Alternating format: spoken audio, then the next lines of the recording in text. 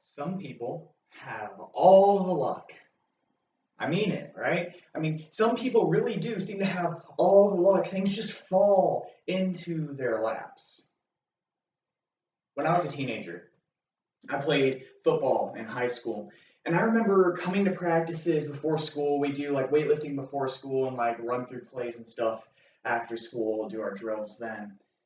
And I remember showing up to those weightlifting sessions in the morning, pulling into the parking lot and looking around. There's a big guy over here that's driving like a 2014 Mustang, brand new. There's a couple guys who'd always park one after the other, right next to one another, and they all drove trucks that were 4 years or less old, and almost brand new trucks, beautiful, chromed out. They usually had new audio systems. A lot of them were jacked up, beautiful leather interiors. I mean, these were gorgeous, gorgeous vehicles. There was a guy who drove a Scion, and he would actually normally park where I did. And I'd pull up in my 2003 Ford Focus hatchback, which if you've never seen one of those before, looks a little bit like Ford was trying to make a Volkswagen Beetle and they didn't want to get sued. Like it's not a pretty vehicle. You see, I would pull up in this car, and this car would squeak as I drove. Sometimes it would be coming from the back right tire, sometimes it would be coming from the timing belt. But as I pulled up, you'd hear, it's like squeak my way into a parking spot. And luckily, there are no hills near the school because there's hills just about everywhere else in my hometown. And whenever this car is going up a hill, or its four-cylinder engine would just scream the whole way up. I mean, it's trying to go, and you hear it picking up steam, and it sounds like a normal car, just kind of like. And then as soon as that grade got a little bit too steep, as soon as that hill got a little bit too hard, that car would just squeal. It just the whole way up the hill. It was horrible. It was a horrible noise. And I'd pull in, and I kind of felt ashamed about my car, but I also felt jealous of theirs. I thought, man, this isn't fair. I thought, man, some people have all the luck. So they got those nice cars that I can't afford. Their parents paid for these beautiful vehicles for them, and I'm driving a beater. Some people have all the luck. It wasn't the only time in my life when I felt that way. In fact, I felt that way pretty recently. There's a guy that I've been going to college with for a couple years. I'm not sure if he moved off campus or if he graduated, but he finished up on campus at least a little bit before I did. And well, me and him didn't always get along. There was a bunch of reasons for it. Some were personality reasons, but one of the reasons was because I just felt like he didn't try. Like he was kind of full of himself. Like he thought that he had everything figured out, that he didn't need help. He wasn't going to take his professor's advice, that he already knew what he was doing. And I didn't really like that attitude. So he left, and I kind of heard from some mutual friends that, oh yeah, he's been looking for a job. He's been having a lot of trouble. He hasn't been able to find anything, but he's still looking. And I took a little bit of joy from that, if I'm honest with you. And I know that's not very Christian, but I derived a little bit of happiness from that because I thought, man, this guy never applied himself. He never tried. He wouldn't take correction. He wouldn't listen to our professors. He doesn't deserve success. I'm happy that he's still looking for a job. Well, months and months passed by, and eventually somebody told me, oh, did you hear that so and so? Well, he finally got a job. And I was kind of, no, I hadn't heard that. And I kind of tried to press down the anger that I was feeling inside because I was thinking, well, I'm just about to get hired for a job. I knew that I had one lined up. I knew they were going to offer me. They hadn't formally yet, but I knew I had some sources. And I knew they were going to offer me this position. And I thought, I've applied myself for 4 years. I've taken all the criticism I can. I've sought out criticism. I've read books outside of class. I've worked on my preaching. I've worked on my leadership. I have busted my tail to get better. And this guy flunks through on C's and B's. He's going to graduate at the same time as me, or maybe he already did. I'm honestly not sure. And we're both going to be in the same place. Not the same town, we're going to be in different areas of the country, but we're going to both be going into our first ministry at the exact same time. Full time, both getting paid probably pretty similar amounts. And I thought, man, I worked my tail off and he didn't even try. Some people have all the luck. We all feel that way from time to time, don't we? We all feel like someone out there has it better than us. Someone out there is so lucky that they're so happy, they're so blessed. We all use that phrase, some people have all the luck. And when we say that, when we say, man, that person has all the luck, man, that person, they're so lucky, we mean a couple things. First of all, we normally mean that we're jealous. That we're jealous. We wish we were in that position. We normally also mean that we don't think that person deserves what they have. When I looked at my teammates from the football team, I felt like they didn't deserve their cars because they hadn't worked for them. They hadn't worked to deserve that nice of a vehicle, so I felt like they hadn't earned it. When I looked at this classmate of mine in college and I see him getting a job at just about the same time as me, then I think, man, he's so lucky. He has all the luck, because if I'm honest with myself, I feel like he doesn't deserve his position. When we say someone has all the luck, man, that person, they have all the luck, we normally mean that we don't think that person deserves what they have. But there's one more aspect to it, one that I think is actually really important. I think most of the time when we say some people have all the luck, some people are so lucky, some people are so blessed, some people must be so happy, when we say those kinds of phrases, I think that normally we're implying something about ourselves. We're implying that we believe that if we just had what they had, if we just had that car, if we could just get a job that easily, if we were just making that much money, if we just had their spouse, if we just had their connections, if we just had their education, if we just had their name recognition, if we just had their friend circle, if we just had something that they had, then we would be happy. Some people have all the luck. Let me tell you, we aren't the first people in the history of mankind to believe that way. Actually, I think most humans think that way. If you back up into the first century, I think you'll discover that people in that time period thought pretty much the exact same way that we do, at least in this regard. They thought that there are certain people that are just born with a silver spoon in their mouth. They were born with money. They were born with connections. They were born with influence. They were born charismatic or strong or athletic. And those people just had a natural advantage. Those people just had all the luck. And they actually had a word for it. That word was Makarios. You can say that with me, Makarios. That's a really important word, and we're going to keep revisiting here. Normally, when we see that word in the Bible, it gets translated blessed, or since apparently we're all Shakespearean or something, we say blessed, right? Like the beatitudes, blessed are. Yeah, that word Makarios is normally translated blessed, but when it was used by the Greeks and when it was used by the Greek-speaking Jews, it actually meant something a little more specific than just blessed or blessed. It was kind of their equivalent of our saying, some people have all the luck. If you talked about someone who was Makarios, you were saying, that person must be happy. You're saying that person, they're Makarios, they must be lucky. That person, they're Makarios, man, someone up above is smiling down on them because they are getting things that they have not earned. That's kind of what the word Makarios meant when it was used. The idea isn't just, oh yeah, you're blessed, like God loves you. It's not that kind of blessing. It's more like, man, you have some things that you have not earned. You have some things that you probably shouldn't have. You have some things that you are lucky to have. You're lucky, you're happy, you're set for life. That's the idea. So just kind of get a little picture of it. You're like a first century Jew. You're like walking around Judea, doing whatever, checking up on your farm, checking up on your stall in the marketplace. And you hear some people whispering, just a couple feet to your left. You don't really mean to eavesdrop, but it just kind of happens. And you hear someone say, oh, did you hear about the lady down the street? Yeah, well, her daughter, just married the garrison commander. Yeah, I know it's scandalous because he's a Roman and she's a Jew and you're not really supposed to be doing that, but oh my gosh, do you know how much money he has? And you think, man, like their family was doing okay.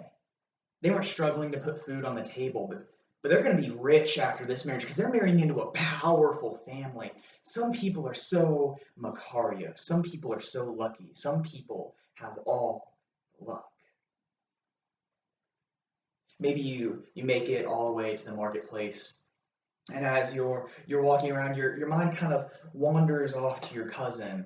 You see, there is a weird little dispute in the family over some land a couple years back, and things got settled in his favor instead of in yours. And well, it turns out that land was actually sitting on a really big salt deposit. And salt back in the day, whew, that was some valuable stuff. It's kind of like striking oil today. And so he dug up all that salt, he sold it, and he made a fortune. And he's just sitting on his butt. He doesn't have to work for the rest of his life. He's set. And you just think, man, I still have to come to the market every day. I still have to work every day. And he retired at 35.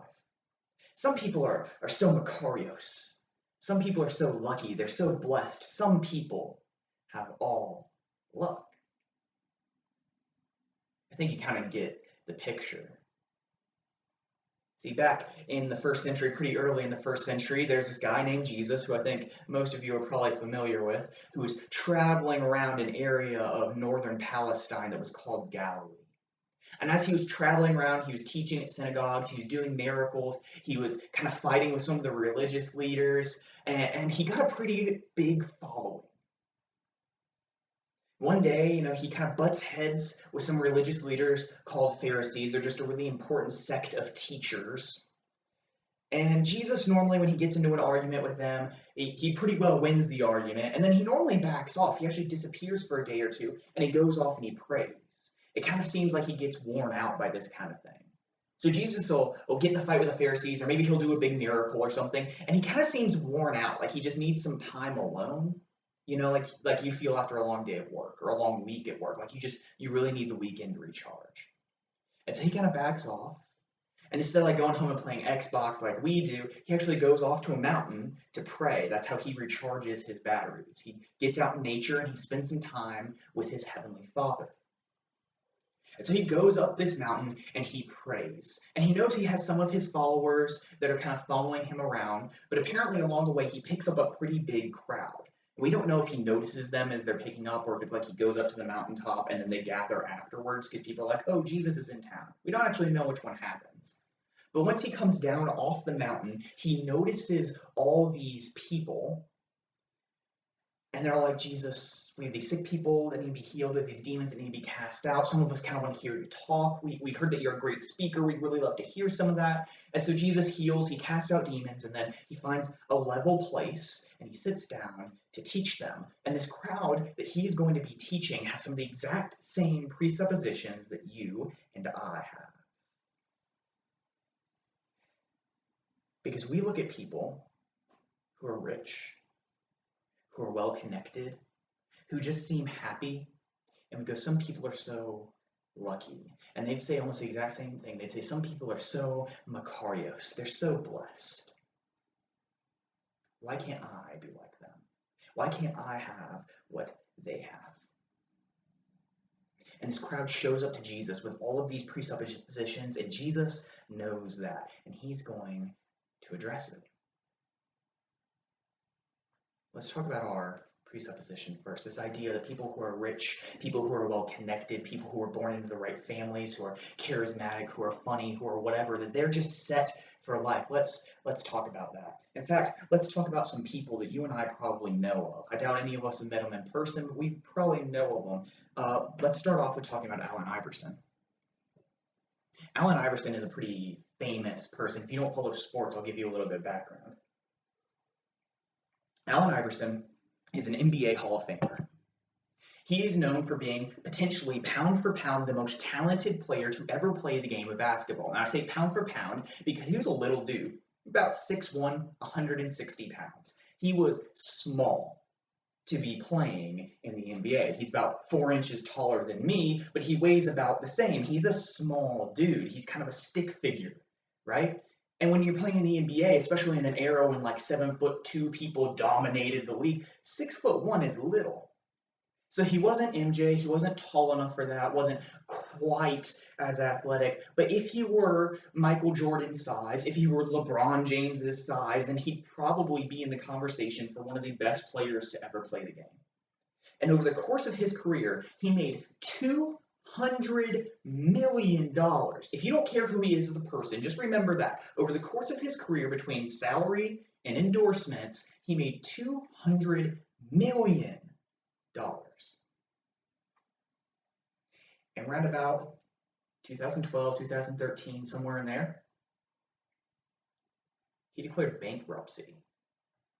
You see, AI, that's his nickname, Allen Iverson AI had some bad spending habits, some bad saving habits, and some just generally bad habits. One of his most famous ones is the famous Allen Iverson cash trash bag. Now, this is one of my favorite stories ever. Apparently, he didn't trust banks very much. So he would just keep trash bags full of cash. Like, we're talking 20s, 50s, $100 bills. Like the big, like hefty, like those garbage bags full of cash laying around his mansion. No protection, no locks, not behind a sealed door. He didn't have a built-in vault. He just left them lying around. Like, you'd open up a closet and you'd just be like, oh, look, $100,000. That's cool.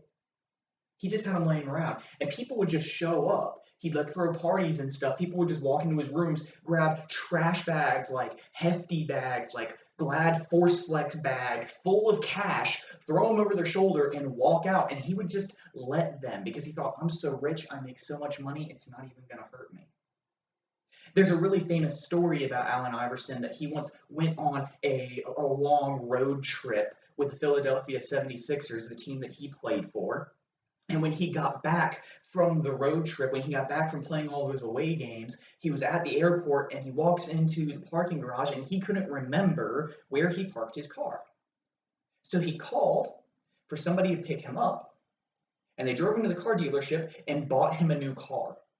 Like with his own money. Someone else didn't buy it. He bought it with his own money. He couldn't find his car, so instead of look for it, or like, set off the car alarm and listen for it or anything like that, instead of putting any effort in, he just decides, I'm rich. And he goes to a car dealership and buys himself a new car.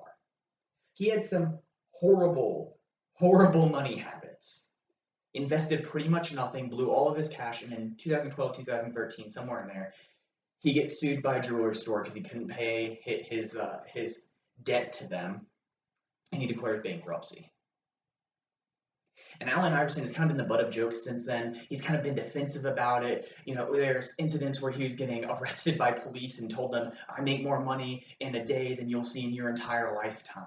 He doesn't seem very happy about the situation that he's in.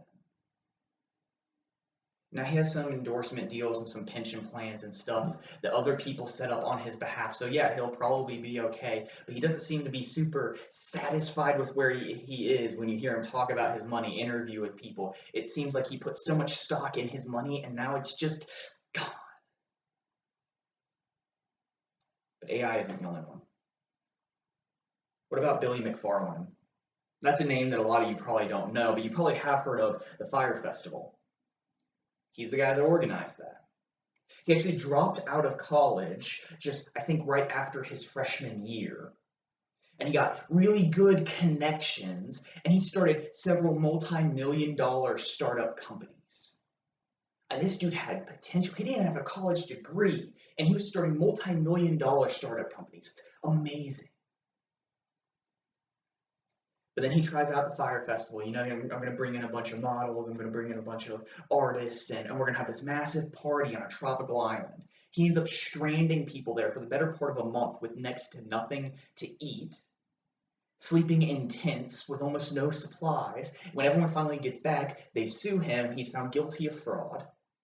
He's sentenced to 6 years in prison and over $20 million in damages.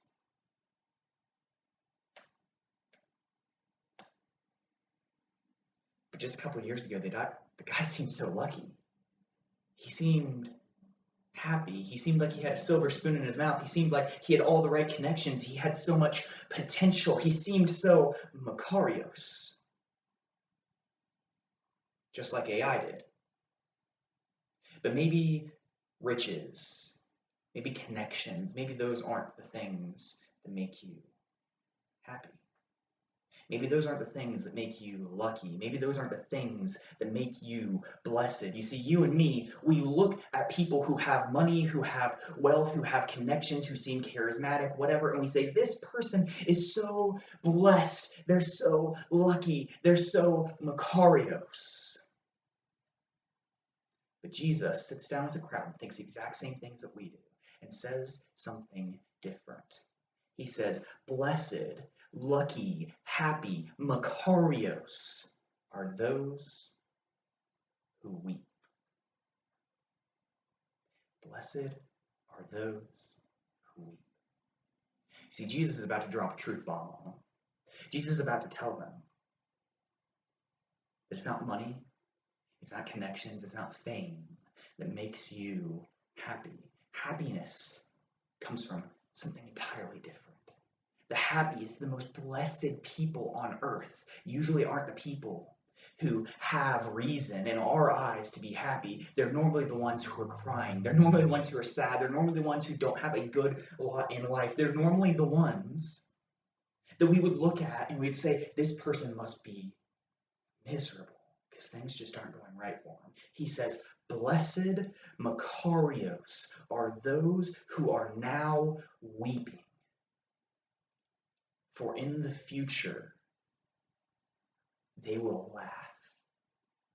For in the future, they will laugh. And when Jesus says weeping, he's actually alluding to an entire Jewish history of the idea of now weeping and weeping in the future. Weeping in the future is bad. That's like judgment language. That's a different text. But when someone in the Bible says this person is now weeping, the idea is they are suffering. They're suffering right now, but it's a good thing. And here's why. Because if you're suffering right now, you're crying, you're weeping because you realize that there's something in your life that's missing. There's something in your life that should be there and isn't. There's something that you are powerless over. This kind of weeping is the kind of weeping that a wife weeps when her husband dies at age 40. He was diagnosed with lung cancer. He wasn't a smoker or anything. He didn't do anything to deserve this. But now she's left a young widow, and she's not prepared for life on her own. This kind of weeping is the weeping that a father does when he loses his job.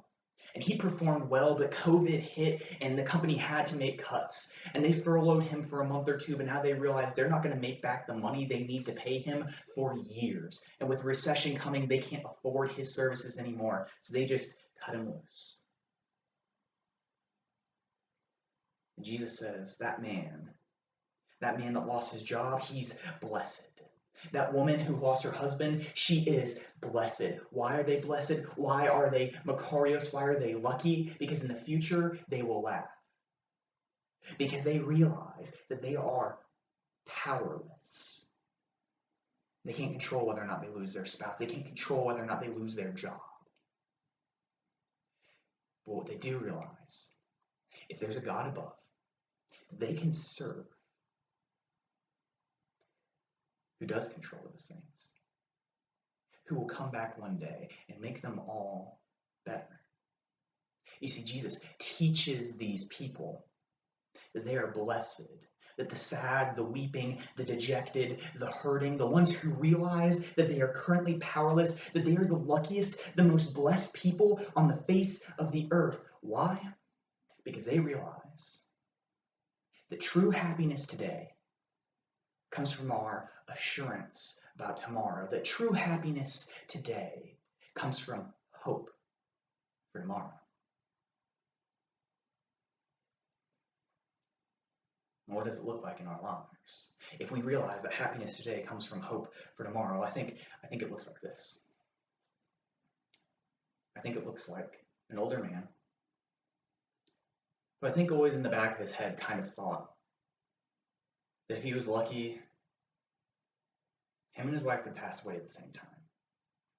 Maybe it'd be a car wreck. Maybe they'd get sick together. Or if he had to live without her, then maybe it would just be for a little bit. But now he's 60, he's in good health, he's expecting to live another decade or longer. And his wife just passed away.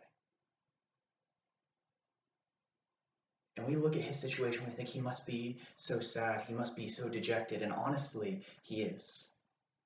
But there's a little spark of hope inside. Because you see, his wife was a Christian. She knew the Lord, and so he knows that one day he's going to see her again. And it sucks in the meantime, and he mourns, and believe me, Christians should mourn, because it hurts when someone leaves us like that, but he knows that one day Jesus is going to come back. And when he comes back, when Jesus comes back, this guy's going to have the greatest day of his life, because he's going to see his wife and he's going to see his Savior, the creator of the universe, on the same day. It's going to be the greatest party he's ever attended.